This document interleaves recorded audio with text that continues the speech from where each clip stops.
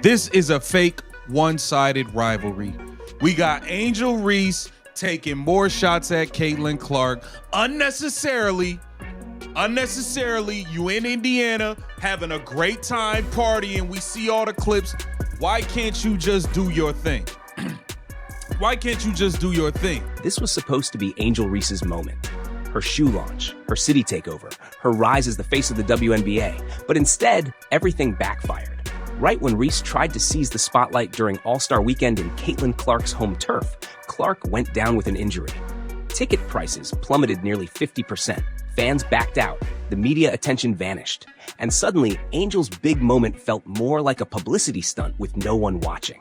What was meant to be a bold power move turned into a brutal reminder of one uncomfortable truth. Without Caitlin Clark, the WNBA doesn't just lose a player. It loses the entire show. But can Sarah Spain and the media stop going out there and saying that,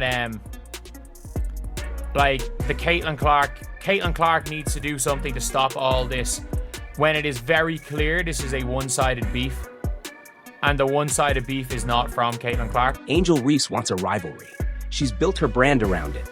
Press conferences, interviews, Instagram captions, podcast teasers. If Caitlin Clark's name brings clicks, Reese is saying it over and over again. But here's the uncomfortable truth no one in the media wants to admit. Caitlin Clark doesn't care. She doesn't respond. She doesn't clap back. She doesn't feed the noise. And that silence, it speaks louder than anything Reese has said. Because while Reese is tweeting and filming promos, Clark is busy dropping 30 and 12 against the best teams in the league. She's breaking records, headlining primetime broadcasts, filling arenas from coast to coast. Her game does the talking.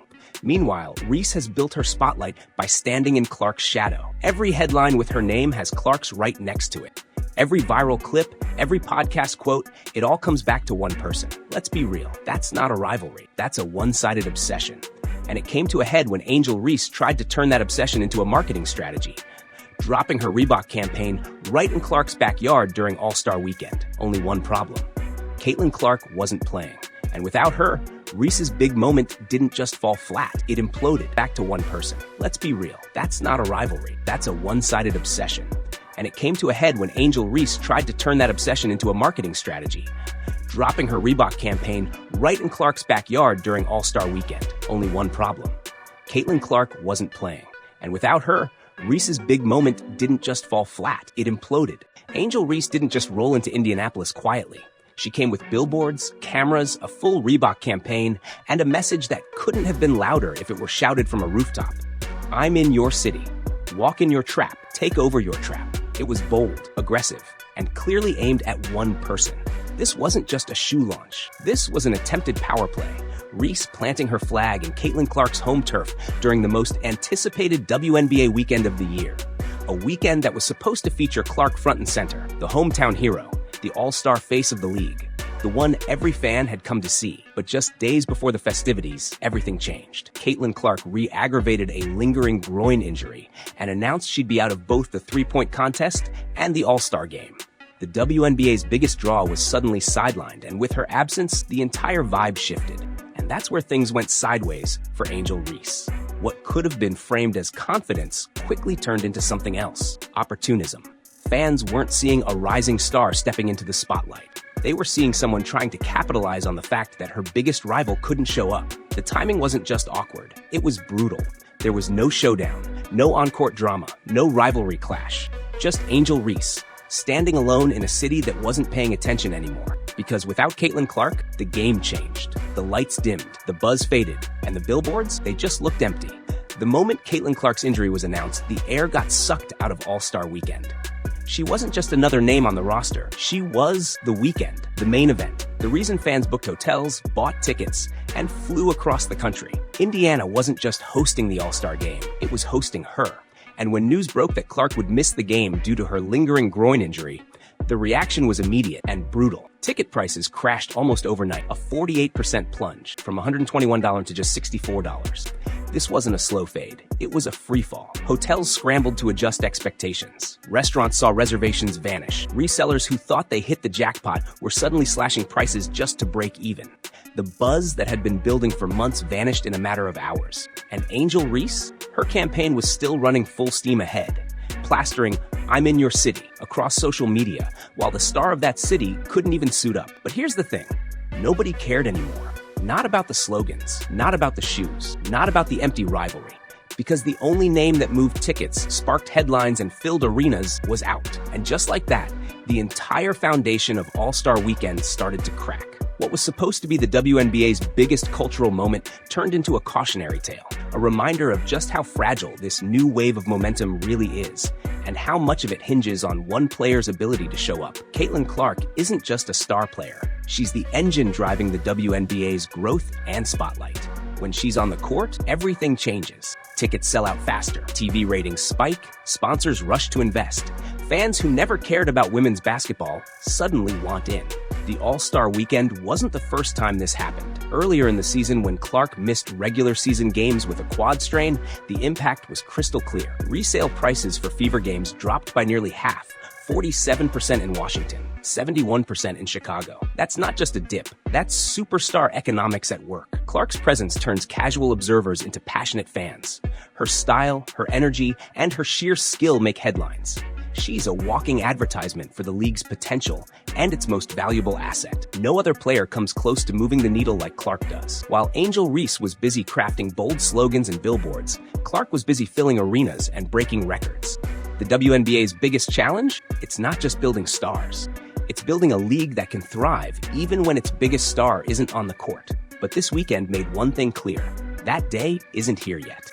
Clark's absence didn't just expose a gap, it revealed a full-on dependency. And with the league's momentum tied so tightly to one player, every injury threatens to unravel months, even years of progress. But as the league struggles with this fragile balance, Reese was doubling down on her campaign, ignoring the growing backlash and the harsh reality around her. Angel Reese's "I'm in your city" campaign didn't just miss the mark. It sparked a backlash that echoed far beyond Indianapolis. Fans flooded social media, calling the timing opportunistic, tone-deaf, and even classless. Here was Reese, launching a high-profile marketing blitz in a city where her biggest rival was sidelined and couldn't defend her home turf. Many saw it as less about competition and more about capitalizing on a situation that wasn't fair game. The contrast couldn't be sharper. Look at how Nike handled Caitlin Clark's rise. The billboards, the special editions, they felt earned, respectful, and centered around a player who was actually dominating on the court. Reese's campaign? It felt like an empty claim, shouting over silence. Fans pointed out the irony. Reese repeatedly attached herself to Clark's name to gain attention, but took full advantage of Clark's injury to push her message harder. Some applauded Reese's hustle, seeing savvy marketing at play, but the majority saw a campaign that backfired spectacularly. Even within the WNBA community, there was discomfort. Other players dialed back competitive rhetoric out of respect for Clark's injury. Reese chose to double down, keeping the pressure high and the campaign front and center. That decision only fueled the narrative that this rivalry wasn't about basketball. It was about views, clicks, and marketing stunts. In a league still fighting for respect and attention, that message hit hard, and not in a good way. But as the backlash grew louder, the real damage was unfolding behind the scenes. The ripple effect of Clark's absence and Reese's campaign wasn't just felt in headlines or social media. It shook the entire WNBA ecosystem. Local businesses in Indianapolis were counting on thousands of fans flooding their streets. Hotels booked months in advance. Restaurants prepped for crowds they hadn't seen since March Madness. Event sponsors invested serious money expecting record-breaking exposure. When Clark sat out, that wave of enthusiasm suddenly receded. Ticket sales plummeted. Resale prices nosedived. The buzz that promised to turn All-Star Weekend into a cultural milestone fizzled.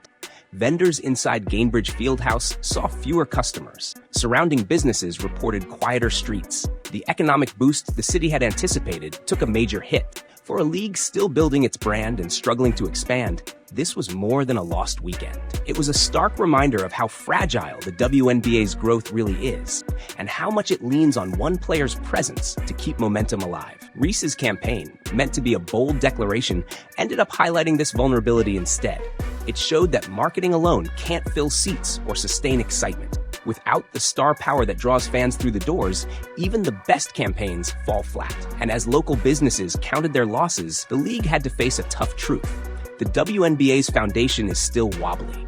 This weekend, instead of a celebration, became a lesson in how much work remains to build a league that can thrive beyond any single player. But while the league grappled with these setbacks, the players added another layer of complexity, one that would make the weekend even harder to stomach for fans. Just when the WNBA needed unity and a boost, the players chose a different path. During the All-Star Game warm-ups, several athletes wore "Pay Us What You Owe Us" shirts, a protest demanding better pay and conditions. On paper, it was a valid message. The WNBA players have been fighting for fair compensation, improved travel, expanded rosters, and support for mothers. These are important issues that deserve attention, but timing matters. This protest came at the worst possible moment. The league was already reeling from Caitlin Clark's injury, the massive drop in ticket sales, and the fading excitement of what was supposed to be a landmark weekend. Fans had just witnessed ticket prices drop nearly 50% overnight. The star player that had drawn them in wasn't even playing. And then, instead of rallying together to lift the sport, players made a bold public demand that many saw as tone-deaf. Social media exploded, with fans expressing confusion, frustration, and even anger. Why protest now? Many ask. To fans who just watched the event's value tank, it looked like biting the hand that feeds. Other major leagues don't stage labor protests during their marquee showcase events. The NBA doesn't wear protest shirts during All-Star Weekend. The NFL doesn't use the Super Bowl as a platform for contract disputes. There's a time and place for these battles. And this wasn't it. The legitimate grievances got lost amid the optics of a league struggling to hold attention. Even Caitlin Clark said she supports better pay. But she wasn't the one wearing those shirts during warm-ups. This moment highlighted a disconnect between what the league needs and what the players demanded, and it added another layer of negativity to an already fragile weekend. At the end of the day, the cold, hard numbers tell the real story. When Caitlin Clark steps off the court, the WNBA's value drops dramatically. Ticket prices for the All-Star Game fell from an average of $121 down to $64 after news of her injury broke, a staggering 48% plunge almost overnight. That's not just a small dip. It's a market screaming that without Clark, the product loses nearly half its worth. And it's not just the All-Star Weekend. Earlier in the season, when Clark missed games due to injury, resale prices for Fever road games dropped as much as 71%. Corporate sponsors and TV networks have noticed too, scrambling to adjust expectations and coverage plans whenever Clark isn't playing. Merchandise sales, concession revenue, and even hotel bookings feel the impact. This is superstar economics in action. While Angel Reese's marketing stunts grab headlines, Clark's presence drives the league's growth in a way no one else can. She isn't just a player, she's the WNBA's biggest draw, its economic engine, and the reason so many fans show up. Reese can plaster billboards and launch campaigns all she wants, but without Clark on the court, those efforts fall flat. The market doesn't lie. And as this weekend showed, the WNBA's future rides heavily on one player's health and availability. That's a huge opportunity and an enormous risk. But one thing is clear. When Clark's in the game, the league shines. When she's out, the whole house feels empty. This All-Star Weekend was more than just a blip on the calendar. It was a wake-up call for the entire league. The WNBA's rapid growth and rising popularity have been impressive, but this event exposed a vulnerability beneath the surface: the league's heavy dependence on Caitlin Clark. That dependence is a double-edged sword. On one hand, having a transcendent star like Clark brings unprecedented attention, new fans, and big dollars. She's become the face of the league, the player everyone tunes in to watch. But on the other hand, when that star is sidelined, the whole momentum threatens to unravel. The league has to ask itself tough questions. How do you build a sustainable future that isn't shaken by one injury? How do you create multiple stars who can share the spotlight and keep fans engaged, no matter who's on the court? The marketing missteps and protests this weekend didn't help. They highlighted a league still finding its footing, still learning how to balance growth, player advocacy, and fan expectations. But there's hope.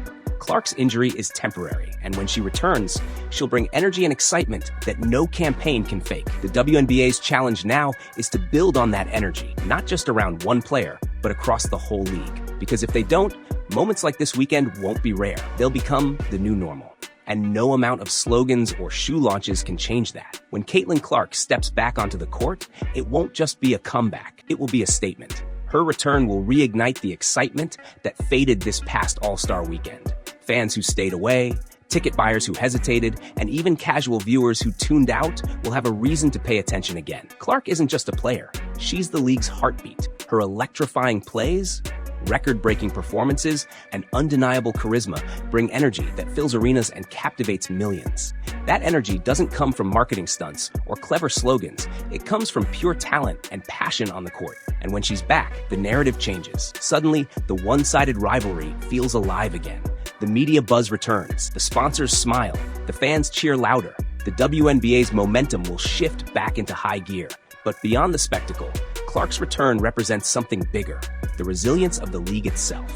The setback of this past weekend is temporary, but the spotlight Clark shines on women's basketball is here to stay. For Angel Reese and everyone else, that means the competition isn't just about marketing or headlines. It's about who can perform when it matters most. And Caitlin Clark? She's already shown she can deliver every single time. At the end of the day, this so-called rivalry between Angel Reese and Caitlin Clark isn't about drama or marketing hype. It's about one undeniable truth. Clark is the WNBA's star, the foundation the league's growth depends on. Angel Reese's flashy campaigns might grab headlines, but without Clark on the court, the spotlight fades, the fans disappear, and the excitement dies down. This All-Star Weekend was a harsh reminder that the league's momentum isn't guaranteed. It rides on Clark's talent and presence. But setbacks like these only make her comeback and the Fever's championship chase more compelling. So, keep your eyes peeled. When Clark returns, the WNBA's future will be brighter than ever. And that's a story no marketing stunt can ever steal. If you enjoyed this breakdown, drop a comment below with Baby Giraffe to roast Reese's latest move. Hit like and subscribe so you never miss the real stories behind the headlines.